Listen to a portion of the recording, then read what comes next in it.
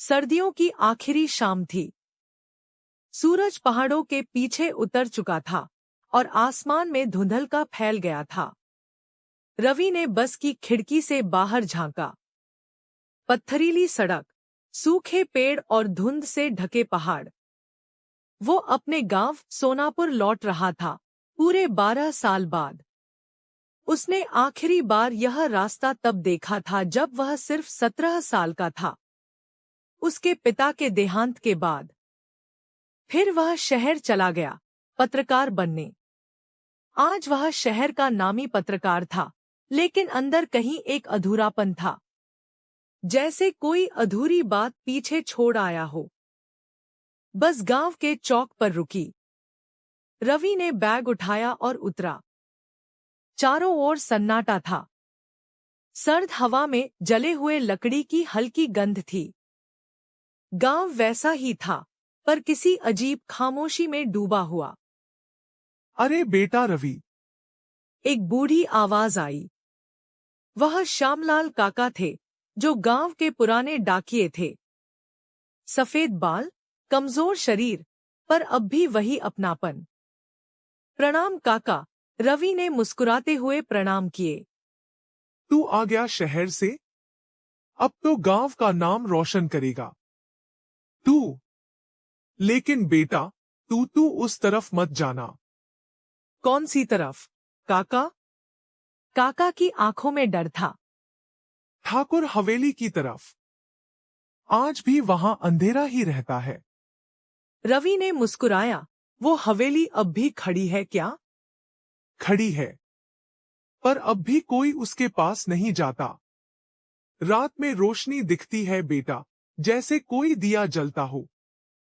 और कोई औरत की सिसकियां आती हैं। कई लोग गए, पर कोई लौट के नहीं आया। रवि कुछ पल चुप रहा। पत्रकार का दिमाग काम करने लगा। 12 साल बाद लौटे गांव में एक ऐसा रहस्य। वो सोचने लगा, अगर सच्चाई सामने आई, तो शायद इस डर की जंजीर टूटे। रात का गांव। उस रात रवि अपने पुराने घर पहुंचा। माँ अब नहीं रहीं। घर के आंगन में एक नीम का पेड़ था, वही जो बचपन में झूला बांधा करता था। वह बैठा तो हल्की हवा चली। पत्तों की सरसराहट में उसे किसी की फुसफुसाहट सी लगी। रवि। वह चौकन्ना होकर उठा। चारों ओर देखा, कोई नहीं। बस हवा थी और नीम के नीचे गिरी पत्तियां। वह मुस्कुराया। शायद शहर की थकान है, पर दिल के किसी कोने में कुछ हिला था। अगली सुबह सुबह जब गांव के मंदिर में गया, तो पुजारी ने देखा और बोला, तू रवि है ना? ठाकुर हवेली की बात मत छेड़ना बेटा। जो सच्चाई खोजने जाता है, वो सच्चाई में खो जाता है। रवि ने कहा, पंडित जी, सच्चाई खो देती है या डर बचा लेता है? पंडित जी ने सिर झुका लिया। कभी कभी डर ही इंसान को बचा लेता है। रवि ने हवेली में कदम रख दिया। अंदर धूल और मकड़ी के जाले थे। फर्श टूटा हुआ और दीवारों पर पुराने चित्र लटके थे। एक तस्वीर पर रुकी उसकी नजर। एक औरत की तस्वीर। गहरे आंखों वाली, साड़ी में लिपटी हुई, पर चेहरा कुछ जाना पहचाना। नीचे नाम लिखा था, गौरी देवी ठाकुर। उसी वक्त ऊपर से किसी के चलने की आवाज आई। धीरे धीरे सीढ़ियों पर लकड़ी चरमराने लगी। रवि ने देखा, पर वहां कोई नहीं था। वह ऊपर चढ़ा। हर कदम पर धूल उड़ती रही। कमरे में दाखिल हुआ तो अचानक हवा का झोंका आया और दरवाजा धड़ाम से बंद हो गया। पूरा अंधेरा छा गया। और फिर एक हल्की सी आवाज आई, तू लौट जा। यहां अब भी दीपक जलता है, पर रोशनी नहीं। रवि का दिल जोर से धड़कने लगा। पर इस बार उसने सामने देखा तो दीवार पर वही औरत की तस्वीर थी, जो अब फर्श पर गिर चुकी थी। और तस्वीर के पीछे लिखा था, जिसने सच्चाई खोजी वही श्राप बन गया। रवि भागकर बाहर निकला। रात के उस हादसे के बाद भी रवि चैन से नहीं बैठ पाया। हवेली की वो आवाज, वो अंधेरा और तस्वीर के पीछे लिखा हुआ वाक्य, जिसने सच्चाई खोजी वही श्राप बन गया, सब उसके जहन में घूम रहा था। सुबह होते ही वह चाय की प्याली लिए बरामदे में बैठ गया। आसमान में बादल तैर रहे थे और गांव की गलियों में धुंध अब भी अटकी हुई थी। श्यामलाल काका आंगन में आए, चेहरे पर बेचैनी थी। बेटा रवि, तू कल ठाकुर हवेली गया था? रवि चुप रहा। काका ने सिर हिलाया। क्यों गया?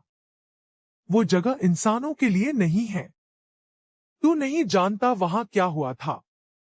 काका, रवि ने गंभीर आवाज में कहा, अगर वहां कुछ हुआ था तो वो जानने का हक मुझे है। मैं पत्रकार हूं, अफवाह नहीं, सच्चाई चाहिए। काका की आंखों में डर उतर आया। सच्चाई वही नहीं होती जो दिखे बेटा। कुछ सच्चाइयां देखने के लिए नहीं, समझने के लिए होती हैं। रवि ने धीरे से कहा, और अगर कोई न समझे तो हवेली सिखा देती है। इतना कहकर काका लौट गए। दोपहर में रवि गांव की पुरानी लाइब्रेरी गया, जो अब एक धूल भरा कमरा बन चुकी थी। वह पुराने अखबारों और दस्तावेजों में ठाकुर हवेली के बारे में कुछ ढूंढने लगा। घंटों बीत गए। अचानक उसे एक फाइल मिली। गौरी देवी ठाकुर गुमशुदगी रिपोर्ट, वर्ष 1978। रवि की आंखें फैल गईं। रिपोर्ट में लिखा था कि गौरी देवी ठाकुर रघुवीर सिंह की पत्नी थी। वह अचानक हवेली से गायब हो गई। लोगों ने कहा कि वो आत्महत्या कर चुकी है, पर शव कभी नहीं मिला। फाइल के पीछे एक पन्ना और था, किसी ने हाथ से लिखा था। उस रात हवेली में सिर्फ एक चीख सुनाई दी थी। उसके बाद हर रात दीपक अपने आप जल उठता है। रवि ने फाइल बंद की, लेकिन दिमाग में सवालों का तूफान था। कौन थी गौरी देवी? और क्यों हवेली में अब भी वो रोशनी जलती है? शाम को वह गांव की सबसे बुजुर्ग औरत सुधा बुआ के पास गया। वे लगभग 80 साल की थी, पर उनकी आंखों में एक अजीब चमक थी, जैसे कुछ जानती हों। बुआ, आप ठाकुर हवेली की कहानी जानती हैं? बुआ ने धीमी आवाज में कहा। लोग भूल गए बेटा, पर दीवारें नहीं भूलती। क्या मतलब? बुआ बोली। गौरी देवी बहुत दयालु थी। गांव के गरीब बच्चों को पढ़ाती थी, लोगों की मदद करती थी। पर ठाकुर रघुवीर एक निर्दयी आदमी था। वो अपनी हवेली में तांत्रिक साधनाएं करता था। कहता था, जिसके पास डर नहीं, वही शक्ति पा सकता है। गौरी उसे रोकती थी, और एक दिन वो गायब हो गई। क्या ठाकुर ने? रवि के मुंह से शब्द अधूरे रह गए। बुआ की आंखें नम थी। कहते हैं, उस रात हवेली में चीख आई थी, और अगले दिन ठाकुर पागल हो गया। वो कहता था, गौरी मरकर भी हवेली में है, दीपक बनकर। रवि का दिल कांप गया। और ठाकुर? कुछ दिनों बाद वो भी मर गया, पर हवेली वैसी ही रही। रवि उस रात के बाद से बेचैन रहने लगा था। नींद गायब थी, और कानों में हर वक्त वही आवाज गूंजती थी, तेरा रिश्ता मुझसे है। वह बार बार सोचता, क्या सच में मेरे दादा वही रघुवीर ठाकुर थे? घर की पुरानी अलमारी खंगाली तो एक जंग लगी तिजोरी मिली। उसमें कुछ पुराने दस्तावेज और तस्वीरें थी। एक तस्वीर में ठाकुर रघुवीर, बगल में गौरी देवी और बीच में एक छोटा बच्चा। तस्वीर के पीछे लिखा था, रवि के पिता विजय। रवि का सिर घूम गया। मतलब गौरी देवी उसकी दादी थी। अतीत की गूंज। उस रात उसने दिया जलाया और तस्वीर के सामने बैठ गया। वह बुदबुदाया, दादी, अगर आप मेरी सच्चाई हैं, तो मुझे सच बताइए। क्या वाकई आप हवेली में हैं?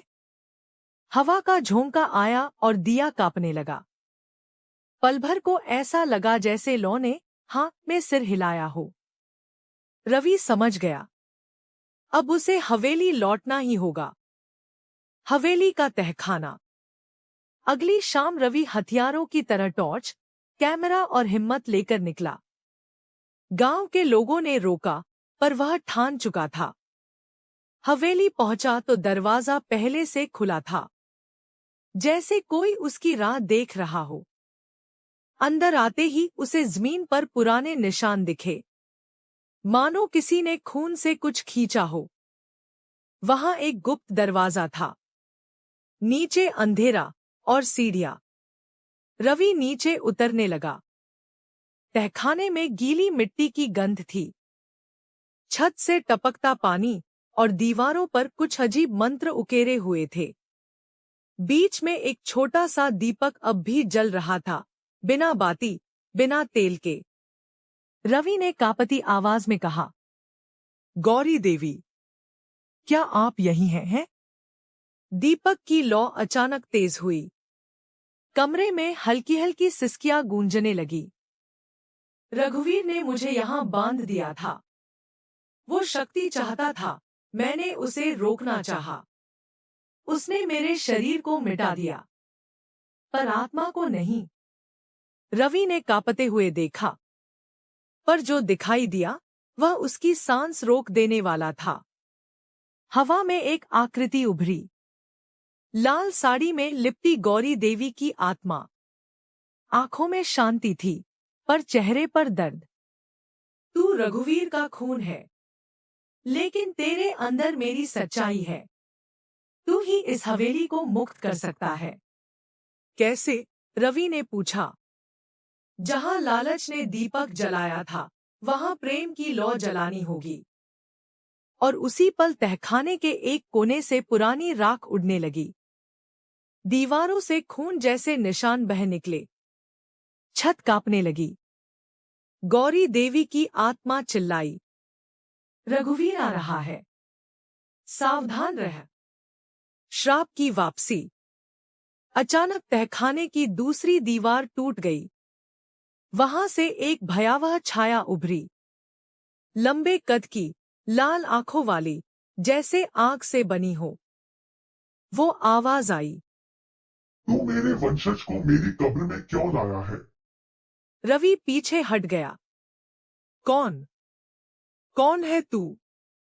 रघुवीर, वह जिसने मौत को भी ठुकरा दिया।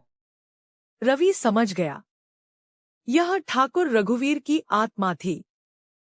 वह अब भी इस हवेली में बंधा था, अपनी शक्ति और पापों के साथ। तूने गौरी देवी को मारा, है ना? रवि ने चिल्लाकर कहा। वो मुझे रोकना चाहती थी। मैं शक्ति चाहता था, पर अब तू मेरी विरासत है। डर को मिटा और मेरी जगह ले ले। रवि ने कहा, तेरी विरासत नहीं चाहिए मुझे। मैं उस औरत का खून हूं, जिसने लोगों को पढ़ाया, न कि मारा। रघुवीर गर्जा। तू भी उसी की तरह धोखा देगा। और तभी दीपक की लौ अचानक उठी और हवा में फैल गई। रवि बेटा, तुम्हारी सच्चाई ने रघुवीर की काली इच्छाओं और शक्तियों का विनाश कर दिया। अब ये हवेली रघुवीर से आजाद हो गई। मेरे बेटे, तुम इस वंश की विरासत हो। अब से ये हवेली तुम्हें संभालनी होगी। ऐसा कहकर गौरी देवी चली गई। रवि ने पूरी विरासत संभाली और गांव के बच्चों के लिए स्कूल बनवाए। गौरी देवी के सपनों को साकार किया। गांव के लोग जिस हवेली का नाम लेने से डरते थे, वही लोग अब हवेली में अपने बच्चों को पढ़ने और खेलने भेजते हैं। कहानी का संदेश, मोरल। हर हवेली में अंधेरा नहीं होता। कुछ हवेलियां बस किसी की प्रतीक्षा करती हैं कि कोई लौटे और वहां एक दीपक जला दे।